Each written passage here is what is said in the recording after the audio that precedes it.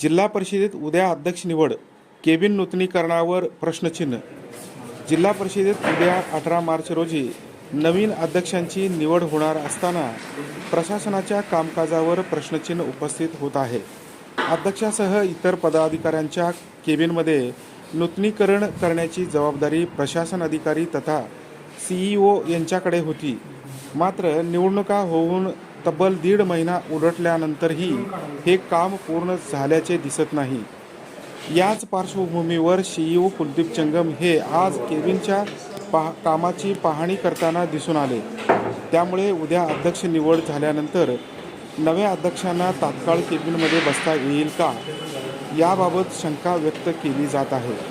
दरम्यान प्रत्येक केबिनसाठी रंगोटी, फर्निचर, खुर्च्या आणि स्वच्छतेवर लाखो रुपयांचा खर्च करण्यात आल्याचे सांगितले जात आहे. मात्र काम अपूर्ण असल्यामुळे या खर्चावरही प्रश्न उपस्थित होत आहे. या कामामध्ये अनियमितता किंवा गैरव्यवहार झाला आहे का, अशी चर्चा जिल्हा परिषदेत रंगू लागली आहे. आता उद्याच्या अध्यक्ष निवडीनंतर नव्या पदाधिकाऱ्यांची पहिली प्रतिक्रिया काय असेल आणि प्रशासन या प्रश्नावर काय स्पष्टीकरण देणार, याकडे सर्वांचे लक्ष लागले आहे.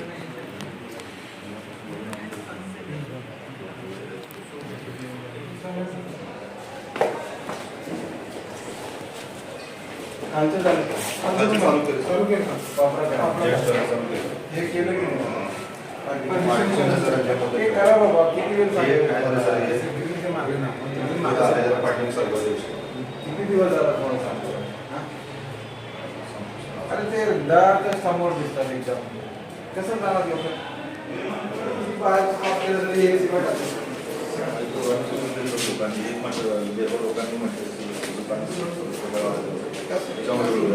त्यासाठी तुम्हाला परत सांगतो की हे करायचं. आता हे कधी बसवणार पाठीमाग गेले की सर आता जर सर बसवलं ना, सर आता जर बसवलं ना आतमध्ये जाता येणार नाही. समजलं मला विषय, पण तुम्हाला माहित नसतं का तेवढा एक्झॅक्ट दार जो बद्दल तिथून सगळ्यांना दिसतात. तेच मी तुम्हाला सांगत होतो. इथे मध्ये ते पार्टिशन करून